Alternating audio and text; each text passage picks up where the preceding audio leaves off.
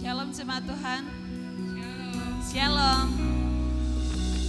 Kita bersyukur pada pagi hari ini karena kita masih diberikan kesempatan, diberikan waktu untuk kita boleh menyembah dan meninggikan nama Tuhan. Haleluya Yesus, haleluya. Haleluya Yesus, haleluya Roh Kudus. Pada saat ini Tuhan, kami mau datang menyembah-Mu. Kau menaikkan setiap penyembahan kami, setiap pujian kami hanya bagi nama-Mu.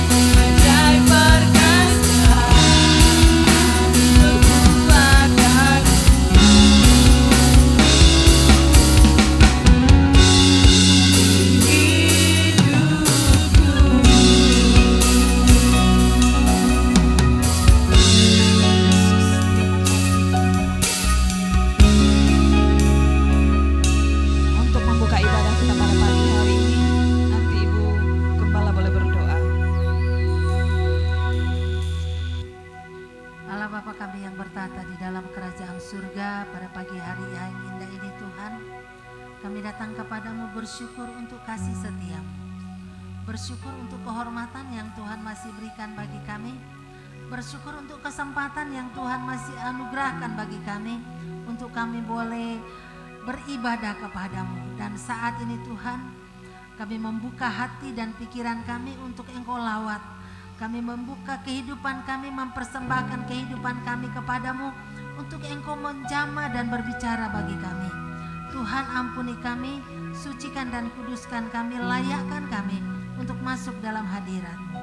Dan kami menyerahkan setiap hamba-hamba-Mu yang melayani, biarlah Tuhan sendiri akan mengurapi kami semua, sehingga ibadah hari ini menjadi ibadah yang sungguh-sungguh berluar biasa, ibadah yang sungguh-sungguh mengubahkan kami, karena Engkau hadir dan melawat kami.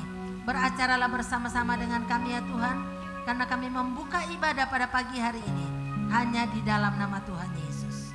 Haleluya, amin. Amin. Kita adalah orang-orang bersuka cita, amin.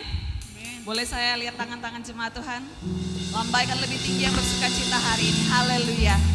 Kita bersuka cita karena kita menyembah Raja, amin. Ku diberi kuasa.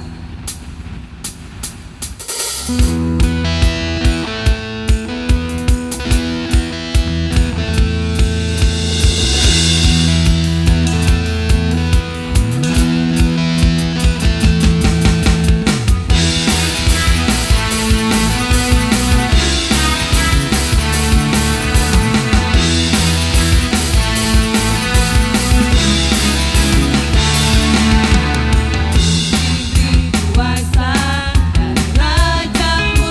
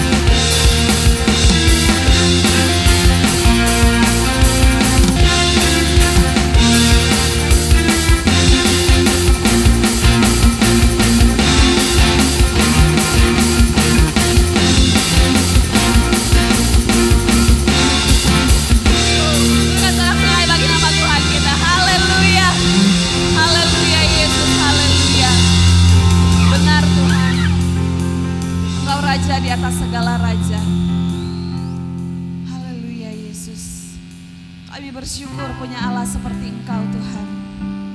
Kami rindu semakin hari hidup kami semakin berkenan kepadamu. Mari Engkau ubahkan kami Tuhan. Ubah hati kami. Ubah hati kami menjadi seperti-Mu Yesus. Haleluya. Haleluya Yesus.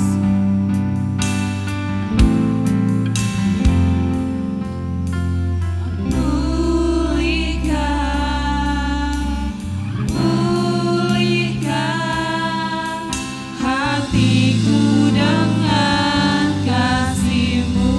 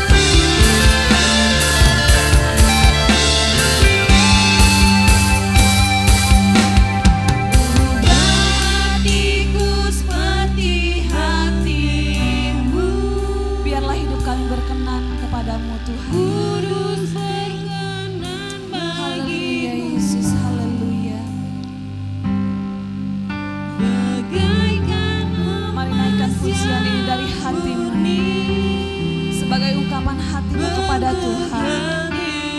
Haleluya Yesus. Biarlah kami menjadi ciptaan yang baru Tuhan. Kami bebas dari semua yang jahat Yesus.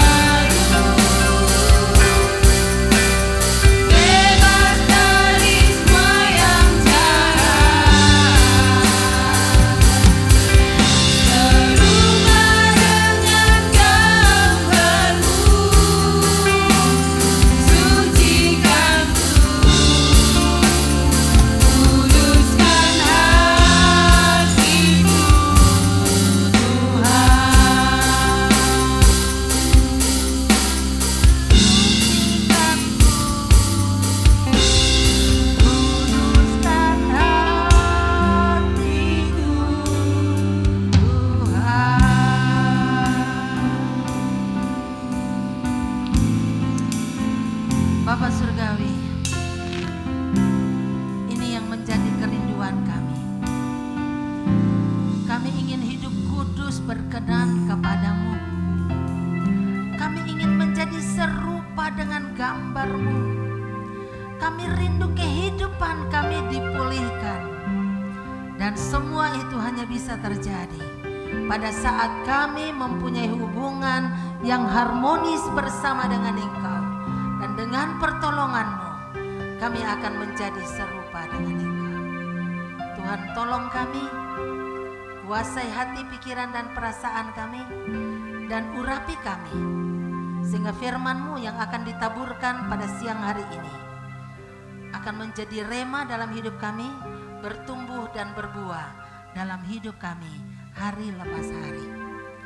Berbicaralah ya Tuhan, kuasai hati, pikiran, dan perasaan kami semua, sehingga firman-Mu yang akan ditaburkan akan bertumbuh di dalam hati kami, berbuah dalam kehidupan kami hari lepas hari. Ini hidup kami Tuhan, kami siap untuk ditaburi firman-Mu. Haleluya, amin. Puji Tuhan, silakan duduk. Shalom Bapak Ibu Saudara, ada sukacita hari ini? Puji Tuhan. Hari ini adalah hari pertama, minggu pertama di bulan April. Dan bulan April itu biasanya kita mengingatkan kita kepada pengorbanan Kristus, yaitu Paskah. Dan hari ini untuk mempersiapkan hati kita menyambut Paskah, kita akan membahas mulai bulan April dan Mei. Tema ibadah kita adalah penyembahan, pujian dan penyembahan kepada Tuhan. Saudara, kata penyembahan dalam bahasa Yunani atau Perjanjian Baru seringkali diterjemahkan sebagai makna yang bersumber atau tersungkur di hadapan Tuhan atau sujud di hadapan Tuhan. Dan penyembahan merupakan suatu hubungan dengan Tuhan. Penyembahan itu berarti ada hubungan pribadi antara yang menyembah dan yang disembah. Ada hubungan yang penuh rasa hormat dari yang menyembah kepada yang disembah. Saudara yang kekasih di dalam Tuhan, Hari ini kita bersyukur bahwa Tuhan masih beri kita kesempatan. Dan kalau kita kembali melihat bahwa begitu banyak apa yang Tuhan sudah kerjakan dalam hidup kita. Nah saudara, waktu kita beribadah, ada dua hal yang sangat penting dalam ibadah kita. Hal yang pertama adalah pujian dan penyembahan. Waktu kita datang dan beribadah kepada Tuhan, kita ada memuji dan menyembah, dan itu biasanya dilakukan sebelum khotbah. Kenapa ini menjadi sangat penting? Karena pujian dan penyembahan itu adalah sesuatu yang ditujukan kepada Allah. Kita mengagumi karya Allah, kita mensyukuri perbuatan Allah, kita berterima kasih karena pertolongan Tuhan. Jadi unsur yang paling penting, yang sangat penting dalam ibadah adalah pujian dan penyembahan. Karena itu ditujukan langsung kepada Tuhan. Waktu saya menyanyi, saya memimpin pujian, waktu saya memuji Tuhan, itu saya tidak tujukan supaya orang melihat saya. Saya tidak tujukan supaya orang mendengar suara saya yang bagus, tetapi saya tujukan kepada Allah. Demikian juga para pemain musik. Mereka bermain musik bukan supaya kedengarannya enak, walaupun itu tujuannya, tetapi tujuan yang terutama mereka main musik supaya Allah itu sebagai alat komunikasi dengan Tuhan, berkomunikasi dengan Tuhan sebagai penyembahan kita kepada Tuhan. Unsur yang kedua yang penting dalam ibadah adalah khotbah. Khotbah itu ditujukan kepada jemaat, kepada kita. Waktu kita membangun hubungan kita dengan Tuhan, hubungan kita sudah tercipta, maka waktu khotbah disampaikan, itu Tuhan berbicara kepada kita melalui pembicara, melalui pengkhotbah. Jadi khotbah ditujukan kepada jemaat. Karena mendengarkan perintah dari Tuhan, petunjuk dari Tuhan disampaikan kepada jemaat. Tapi waktu kita memuji dan menyembah, itu ditujukan kepada Allah. Jadi saudara, banyak orang yang salah kaprah.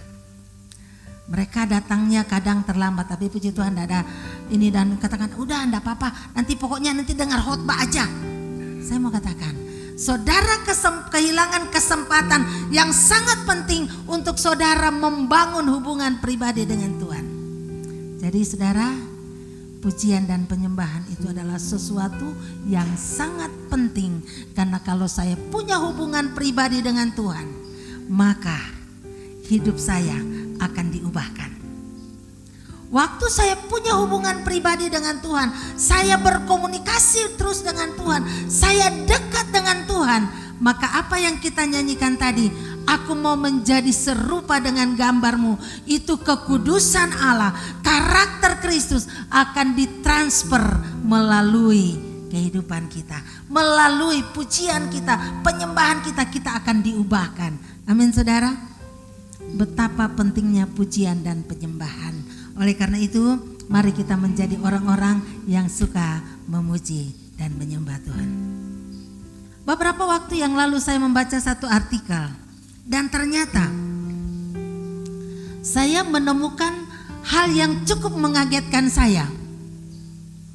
Ada dua fakta yang saya temukan waktu itu.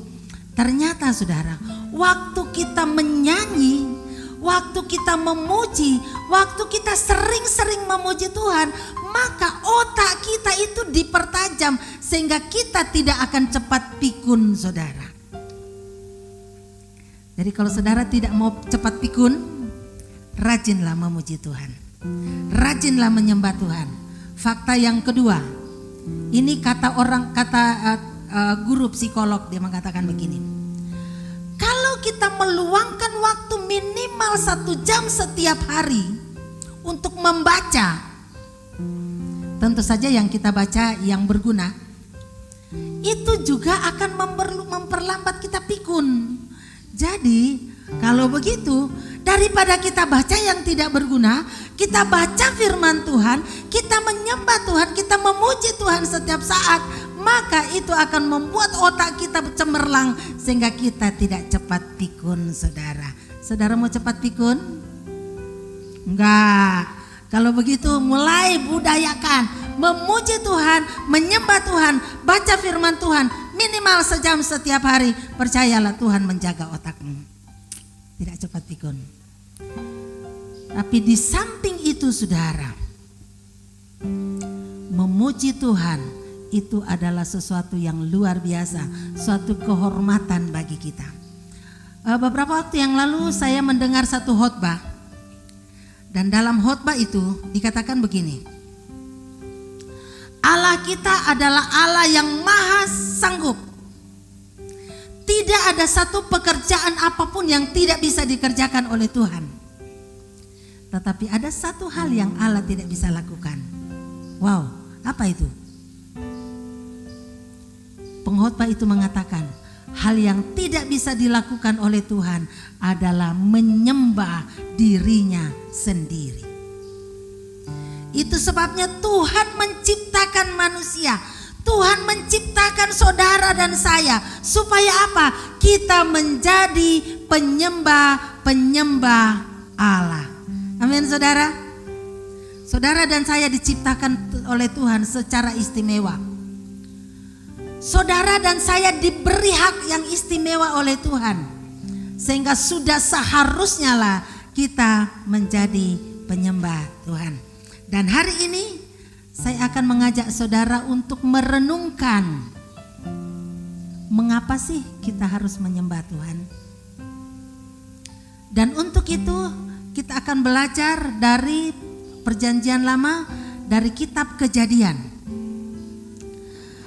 Kita akan belajar dari 4 tokoh dalam Alkitab kita, yaitu Nuh, Abraham, Ishak, dan Yakub. Kenapa mereka menyembah Tuhan? Dan itu menjadi contoh bagi kita. Kenapa kita juga harus menyembah Tuhan? Saya harap bahwa pengkhotbah berikutnya akan membahas bagaimana kita menyembah Tuhan, penyembahan yang seperti apa yang berkenan kepada Tuhan. Tetapi hari ini saya akan mengajak saudara untuk merenungkan mengapa kita harus menyembah Tuhan. Saudara yang kekasih di dalam Tuhan, slide berikutnya. Sebelumnya. Ya. Menyembah Tuhan itu ada bermacam-macam cara. Gambar yang pertama menunjukkan ada seorang yang bersujud di hadapan Tuhan, berdoa dan menyembah Tuhan. Kata menyembah itu berarti sujud menyembah. Tapi tidak selalu harus tubuh kita, tetapi yang paling penting hati kita merendahkan diri di hadapan Tuhan. Dan gambar yang pertama menunjukkan dia sedang menyembah Tuhan. Gambar yang kedua kita melihat bahwa mereka secara bersama-sama sujud menyembah, berdoa merendahkan diri di hadapan Tuhan, merendahkan hati di hadapan Tuhan. Gambar yang ketiga, kalau kita melihat ini adalah keluarga kecil. Mereka bersama-sama bernyanyi di rumah mereka. Mereka bersama-sama menyembah Tuhan dalam keluarga. Bersama keluarga kita membangun mezbah rumah tangga, mezbah keluarga. Itu pun menyembah Tuhan. Kalau yang terakhir, gambar yang terakhir, dalam suatu ibadah raya, dalam suatu perkumpulan yang besar, mereka memuji Tuhan, mengangkat tangan mereka, meninggikan, bersorak bagi Tuhan. Itu pun menyembah Tuhan. Bahkan di dalam Roma dikatakan, persembahkanlah tubuhmu. Dalam firman Tuhan di dalam Perjanjian Baru dikatakan, persembahkanlah tubuhmu sebagai persembahan yang hidup. Artinya kehidupan kita sepanjang hari yang kita tujukan untuk menyenangkan hati Tuhan, itu adalah penyembahan kita. Jadi menyembah Tuhan bukan hanya waktu kita di gereja, tetapi di tempat kerja pun kita bisa menyembah Tuhan. Di kamar kita sendiri pun pada saat kita sendirian kita menyembah Tuhan. Waktu kita berkumpul bersama-sama dengan beberapa orang kita bisa menyembah Tuhan. Intinya hati kita tundukkan di bawah kaki Tuhan. Kita rendahkan hati kita di bawah kaki Tuhan untuk meninggikan dan mengagungkan Dia. Nah, mari kita melihat alasan keempat tokoh di dalam Alkitab mengapa mereka menyembah Tuhan. Saudara yang kekasih di dalam Tuhan, dalam Perjanjian Lama kata mezbah selalu dikaitkan dengan menyembah Tuhan. Khususnya di dalam Kejadian pasal yang ke-20, di situ waktu Abraham, pasal 12 ayat 20, di situ dikatakan Abraham membangun mezbah dan di situ dia memanggil nama Tuhan. Kata memanggil nama Tuhan di dalam Alkitab terjemahan bahasa Indonesia sehari-hari, kata memanggil nama Tuhan di situ disebutkan menyembah Tuhan. Dan mezbah selalu dihubungkan dengan penyembahan kepada Tuhan. Jadi waktu tokoh-tokoh Alkitab membangun mezbah berarti dia mempersiapkan satu tempat yang khusus di mana dia dapat menyembah Tuhan. Nah, mari kita lihat dari Abraham, mulai dari Nuh. Di dalam Kejadian pasal 8 ayat 20, di sana dikatakan, lalu Nuh mendirikan mezbah bagi Tuhan dari segala binatang yang tidak haram dan dari burung-burung yang tidak haram. Diambilnya beberapa ekor, lalu ia mempersembahkan korban bakaran di atas mezbah. Saudara, di sini kata mezbah yang pertama kali disebutkan dalam firman Tuhan adalah di ayat ini. Nuh membangun mezbah. Kapankah dia membangun mezbah?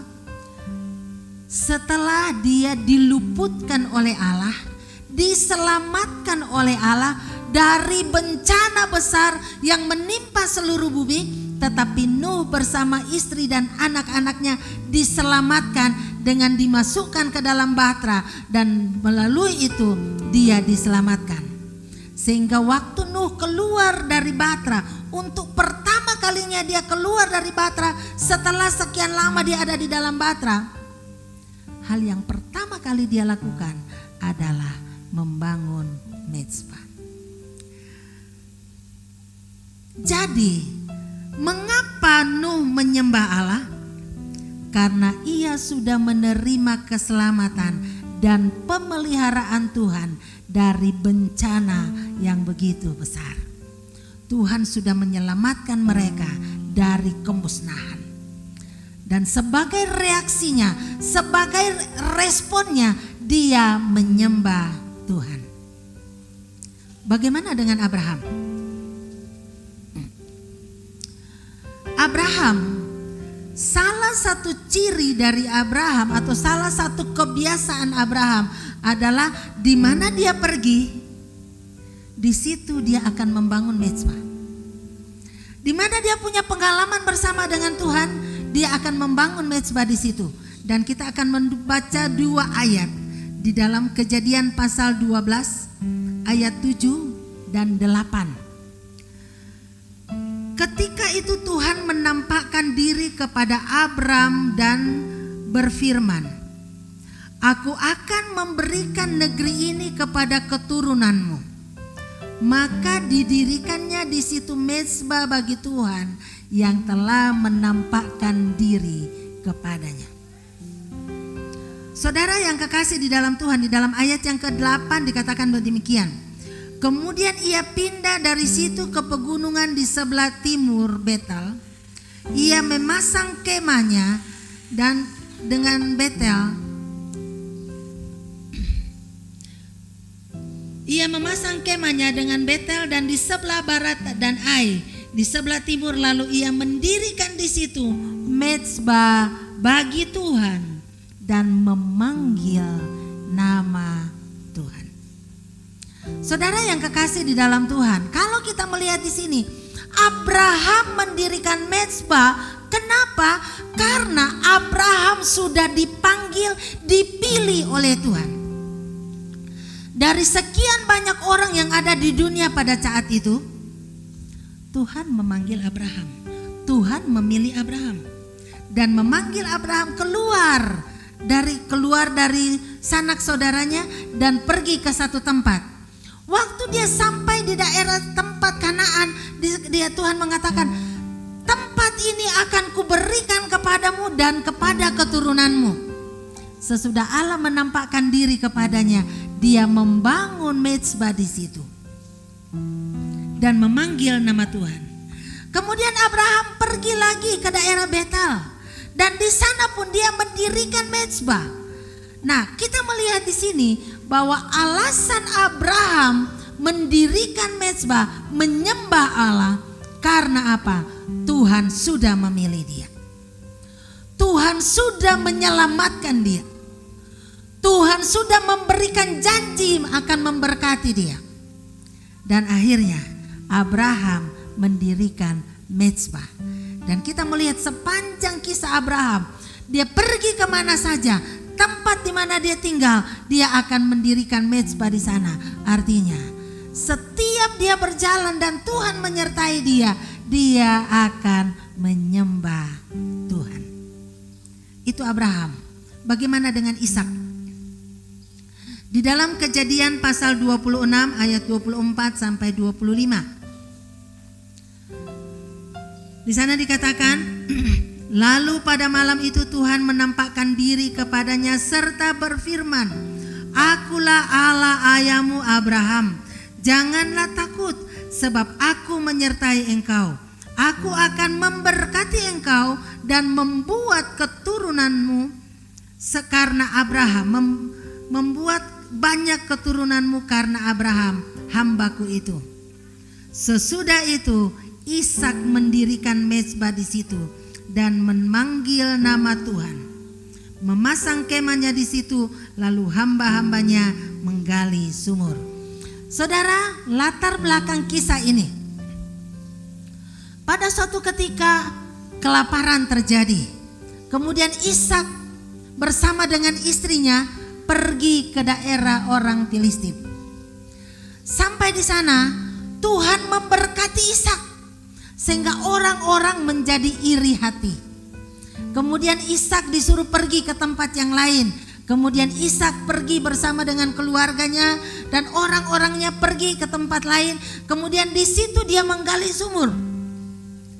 Waktu dia menggali sumur, sudah dapat air, orang-orang yang iri hati datang lagi dan mereka merebut sumur itu dan mengatakan, ini sumur kami. Kemudian Ishak pindah lagi ke tempat yang lain, menggali sumur lagi, dapat air. Orang-orang yang sirik, orang-orang yang iri hati datang lagi dan mengatakan, ini sumur kami.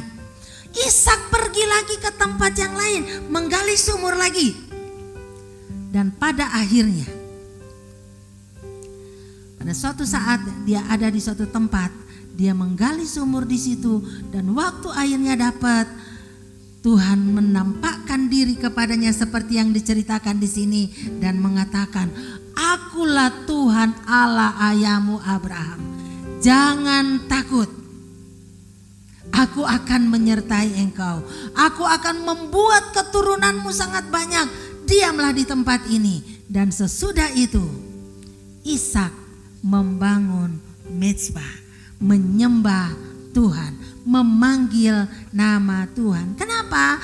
Karena Ishak sudah menikmati perlindungan Tuhan, sudah mendapatkan ketenangan dari Tuhan, sudah mendapatkan kecukupan dari Tuhan. Pada zaman itu sumur adalah suatu kebutuhan utama karena belum ada ledeng, saudara. Jadi kalau mereka tidak ada sumur, maka mereka tidak akan hidup di situ. Karena bagaimana mereka akan hidup? Jadi sumur melambangkan kehidupan. Sumur merupakan suatu kebutuhan utama. Dan Tuhan, waktu dia mendapat yang terakhir itu, Tuhan mengatakan, jangan takut, aku akan menyertai engkau. Tinggallah di sini. Dan Ishak membangun mezbah. Saudara, Ishak menyembah Tuhan karena dia dilindungi oleh Tuhan. Ishak membangun mezbah karena dia dicukupkan oleh Tuhan. Ishak membangun mezbah karena dia dihiburkan oleh Tuhan. Tokoh yang terakhir, Yakub. Kejadian pasal 33 ayat 19 sampai ayat yang ke-20. Yakub dalam perjalanannya dari Padan Aram sampailah Yakub dengan selamat di Sikem di tanah Kanaan. Lalu ia berkemah di sebelah timur kota itu. Kemudian dibelinya dari anak-anak Hamor, bapak orang Sikem, sebidang tanah tempat dia memasang kemahnya, dan dengan harga 100 kesita ia mendirikan mezbah di situ dan dinamainya itu Allah Israel, ialah Allah. Yakub suatu saat dia melarikan diri karena dia takut sama abangnya Esau. Kenapa dia takut? Karena dia melakukan kesalahan yang besar. Kemudian dia melarikan diri. Tetapi pada suatu saat setelah dia punya anak, punya istri, sudah menjadi orang kaya, dia merindukan, bahkan Tuhan meminta dia untuk dia pulang ke kampung halamannya di tanah Kanaan. Sementara dalam perjalanan dia sangat takut menghadapi kakaknya yang berencana untuk membunuh dia sampai dia melarikan diri. Tetapi pada akhirnya dia bertemu dengan kakaknya dan ternyata kakaknya bisa mengampuni dia. Kemudian dengan pertolongan Tuhan dia akhirnya kembali sampai ke tanah Kanaan, sampai ke Sikem, tempat ayah dan ibunya dulu. Sebagai ucapan syukurnya, dia membeli sebidang tanah di situ, di mana dia membangun kemahnya, dan di situ dia membangun mezbahnya, dan akhirnya dia menyembah Allah di sana. Yakub menyembah Tuhan karena Tuhan sudah menyertai dia. Yakub menyembah Tuhan karena Tuhan sudah mengubah hati kakaknya sehingga dia tidak lagi dendam tetapi melepaskan pengampunan kepada Yakub. Dan di dalam ayat pasal yang ke-35 ayat yang pertama, di situ Tuhan memerintahkan Yakub untuk kembali ke Betel, di mana dia dulu bermimpi melihat Tuhan, dan di sana diperintahkan untuk membangun mezbah. Saudara yang kekasih di dalam Tuhan, dari ayat-ayat ini, dari keempat tokoh ini, kita melihat alasan-alasan mengapa mereka menyembah Tuhan. Dan itu juga menjadi alasan mengapa kita harus menyembah Tuhan. Kenapa saudara dan saya harus menyembah Tuhan? Karena Tuhan sudah menyelamatkan saudara dan saya. Kenapa kita harus menyembah Tuhan? Karena Tuhan sudah mengangkat kita, mengangkat saudara dan saya menjadi anak Allah. Kenapa kita harus menyembah Tuhan? Karena dari sekian banyak orang di dunia ini, saudara dan saya dipilih oleh Allah untuk menjadi umat kesayangannya. Mengapa kita harus menyembah Tuhan? Karena Tuhan sudah memelihara saudara dan saya sampai hari ini. Tidak ada alasan bagi kita untuk tidak menyembah Tuhan. Saudara dan saya berhutang penyembahan kepada Tuhan. Betapa bodohnya saya kalau saya tidak menyembah Tuhan. Saudara bisa bayangkan, saudara bangun pagi-pagi, saudara masih bisa menghirup udara segar. Mungkin kita segar. Bisa menghidup udara segar dengan gratis. Banyak orang harus membayar untuk menghirup setiap hirupan napasnya karena dia ada di rumah sakit. Tapi kita yang masih bebas, kita bisa bersyukur. Kalau begitu, apakah tidak ada alasan bagi orang yang sakit untuk menyembah Tuhan? Selalu ada. Bahkan orang yang sudah di ujung tanduk pun memati, kalau dia sudah percaya kepada Tuhan Yesus, dia masih punya alasan untuk bersyukur dan mengatakan, Tuhan terima kasih, walaupun saat ini saya sedang sekarat, tapi saya tahu kalau Tuhan panggil saya masuk surga. Itu yang terpenting, bahwa Tuhan sudah menyelamatkan kita. Waktu saudara bangun pagi-pagi, saudara melihat di kiri kanan saudara masih ada suami, masih ada istri. Katakan, Tuhan terima kasih buat suamiku yang masih bisa berkomunikasi dengan saya. Lihat, Tuhan terima kasih buat istriku yang selalu ada bersama-sama dengan saya. Terus bagaimana yang sudah tidak punya suami? Lihat anak kita, Tuhan terima kasih buat anak-anak yang Tuhan berikan kepada saya. Bagaimana dengan yang belum punya anak, belum punya suami, belum punya istri? Katakan, Tuhan terima kasih karena Tuhan memberikan saya orang tua yang bisa mendidik saya. Tuhan terima kasih buat sahabat yang Tuhan berikan kepada saya. Ada begitu banyak hal yang harusnya kita mengucapkan syukur kepada Tuhan, sehingga tidak ada alasan bagi kita untuk tidak menjadi penyembah Tuhan. Saudara yang kekasih di dalam Tuhan, pada pagi hari ini saya menantang saudara, mengajak saudara untuk menjadi penyembah Tuhan. Luangkan waktu saudara dan saya setiap hari. Jangan sisakan waktu.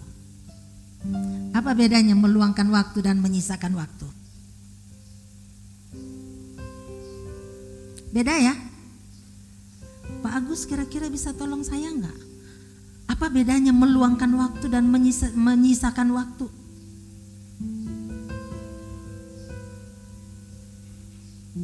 Meluangkan waktu berarti kita sudah mengagendakan.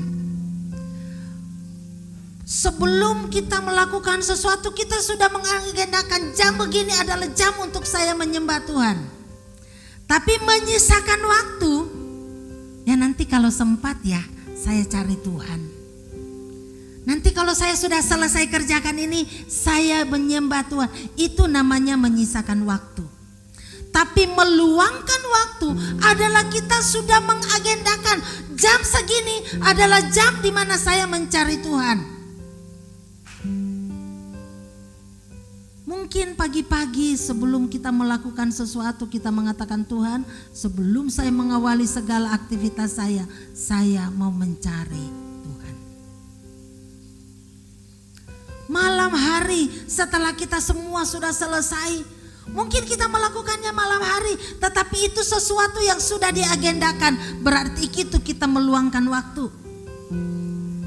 Tapi kalau menyisakan waktu, saya menyisakan waktu saya untuk, berarti waktu sisa yang kita kasih. Lah kalau nggak ada sisanya, berarti tidak menyembah Tuhan.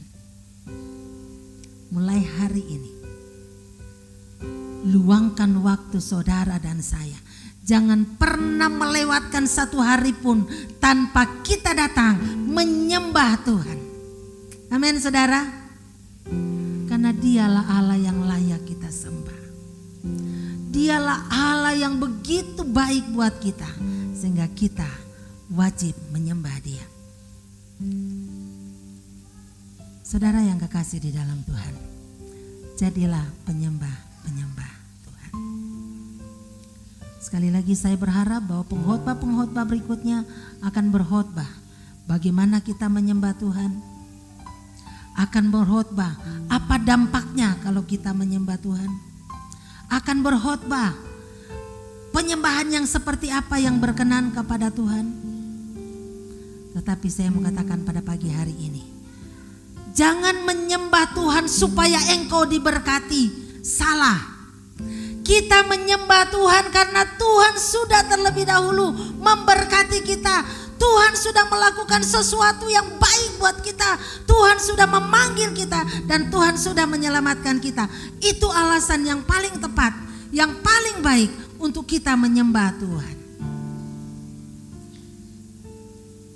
Jadi waktu kita datang beribadah, ingat dua hal ini yang terpenting dalam ibadah kita adalah waktu saya menyembah, memuji dan menyembah Tuhan. Barulah khotbah, karena khotbah itu untuk kepentingan kita, khotbah itu untuk pertumbuhan kita, untuk mengajar kita. Tetapi menyembah Tuhan itu kita tujukan untuk membangun hubungan pribadi dengan Tuhan. Mari kita akan tunduk kepala, kita merenungkan kebenaran firman Tuhan ini. Kita akan nyanyikan pujian yang mengatakan, Yesus engkau baik, sungguh baik, sangat baik. Waktu kita memuji Tuhan, kita menyanyikan puji-pujian, mari kita merenungkan, menghidupi satu demi satu, kata demi kata dari lagu itu. Maka kita akan menikmati persekutuan dengan Tuhan.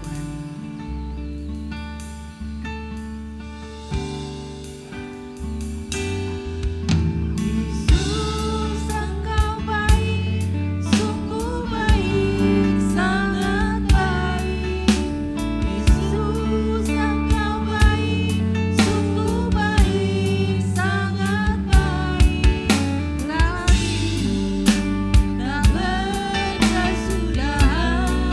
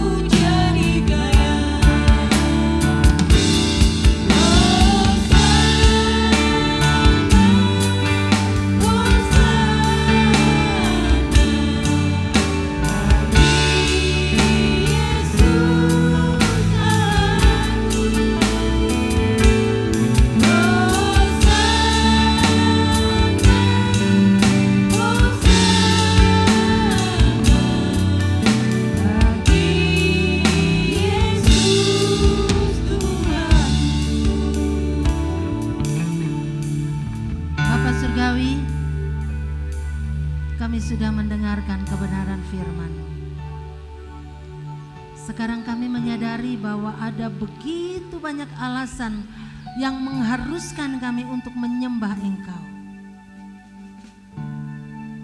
Sehingga kami menyadari bahwa kami berhutang penyembahan kepadamu ya Tuhan.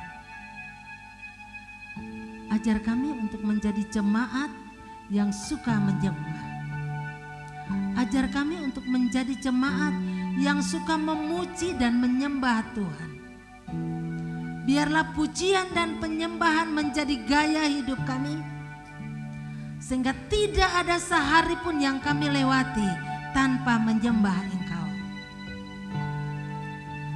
Bapa Surgawi, pada pagi hari ini hamba menyerahkan seluruh sidang jemaat yang hadir maupun yang beribadah online di rumah. Tuhan tolong mereka, Tuhan berkati mereka, berkati kami semua. Jadikan kami penyembah-penyembah. Biar Roh Kudus-Mu terus mengingatkan kami untuk kami selalu membangun hubungan pribadi bersama dengan Engkau. Terima kasih Tuhan. Apapun kebutuhan sidang jemaat-Mu pada pagi hari ini, Engkau adalah jawaban bagi kami. Engkau adalah Allah yang selalu ada pada saat kami mencari Engkau. Engkau Allah yang tidak pernah meninggalkan kami sekalipun kadang kami meninggalkan Engkau. Kami bersyukur untuk kesetiaan-Mu. Pada saat kami jatuh, Engkau mencari kami. Terpujilah nama-Mu Bapa. Dalam nama Tuhan Yesus kami berdoa. Haleluya. Amin. Kita akan mempersiapkan hati kita untuk mengambil bagian dalam perjamuan kudus. Maka mari petugas saya persilakan untuk melayani perjamuan, membagikan unsur-unsur perjamuan. Kita akan nyanyikan pujian pada satu bukit jauh dari sini.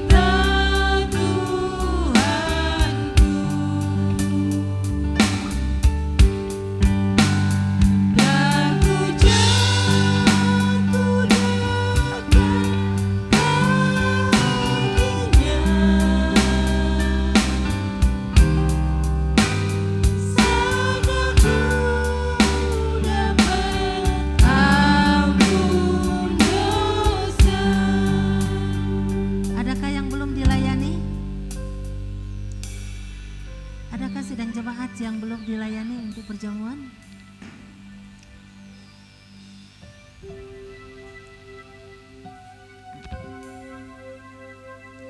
Ya, mari saya undang sidang jemaat untuk bangkit berdiri. Kita akan berdoa untuk perjamuan kudus ini. Bapa Surgawi, pada pagi hari ini Tuhan kami bersyukur kepadamu karena hari ini kami kembali boleh memperingati hari di mana Engkau menyatakan kasih-Mu yang begitu besar buat kami. Engkau rela mati buat kami, Engkau menyerahkan hidup-Mu buat kami. Dan saat ini layakkan kami untuk mengambil bagian dalam perjamuan kudus. Sucikan unsur-unsur perjamuan kudus ini dan sucikan kami. Terima kasih Tuhan, kami mau mengambil bagian dalam perjamuan kudus dalam nama Bapa, Anak dan Roh Kudus. Haleluya, amin. Silakan mengangkat roti di tangan kanan saudara. Lihatlah dengan iman bahwa roti ini adalah simbol dari tubuh Tuhan yang dipecahkan buat saudara dan saya. Dan dengarkanlah firman Tuhan. Sebab apa yang telah kuteruskan kepadamu telah aku terima dari Tuhan, yaitu bahwa Tuhan Yesus pada malam waktu ia diserahkan, ia mengambil roti dan sesudah itu ia mengucap syukur atasnya, ia memecah-mecahkannya dan berkata, inilah tubuhku yang diserahkan bagi kamu. Perbuatlah ini menjadi peringatan akan daku. Mari kita akan pecahkan bersama-sama dan kita akan makan bersama-sama dalam nama Tuhan Yesus.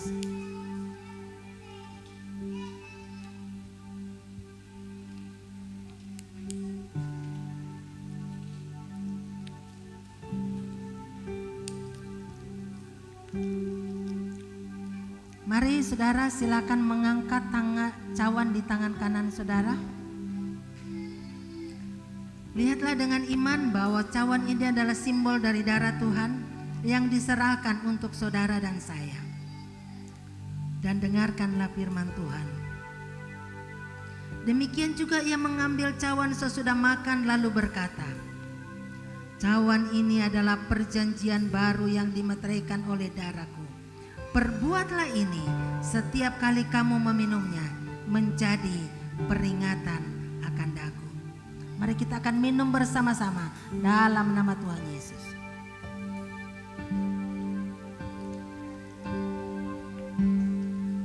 Sebab setiap kali kamu makan roti ini dan minum cawan ini, kamu memberitakan kematian Tuhan sampai ia datang.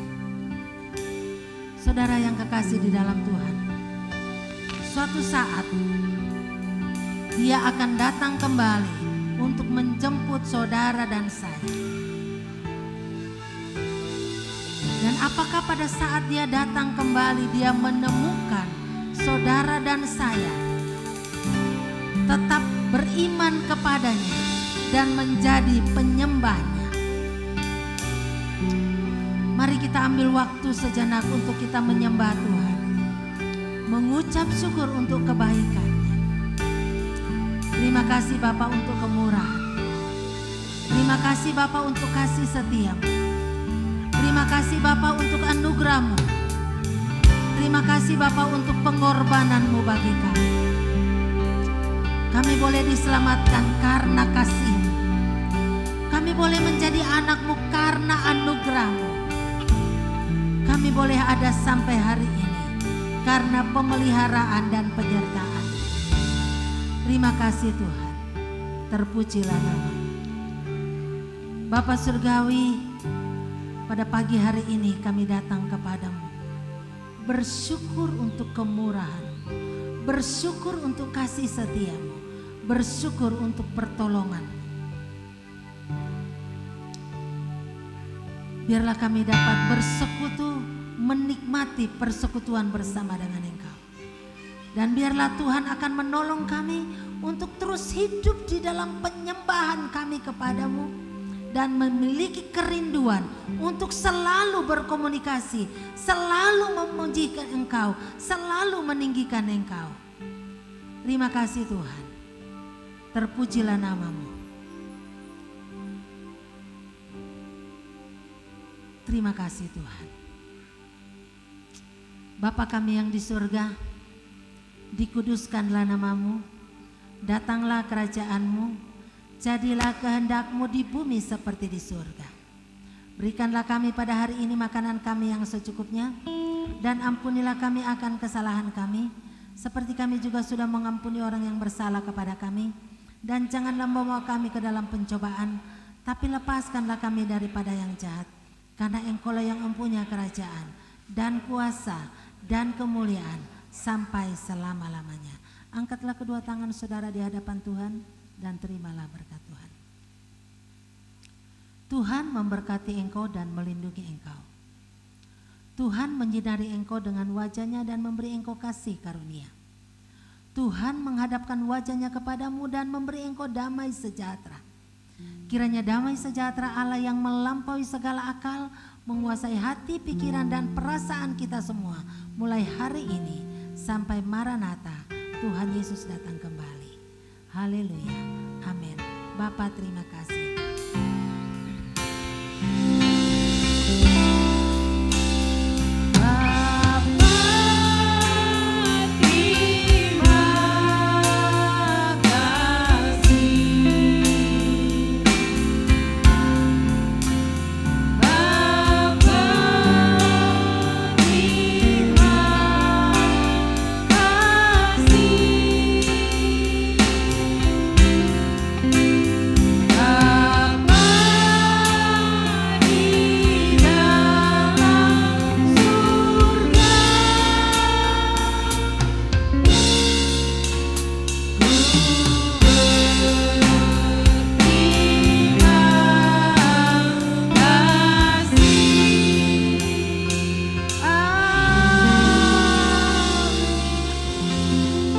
Silakan duduk Bapak Ibu Saudara. Terima kasih buat Bapak Ibu Saudara yang setia pada pagi hari ini.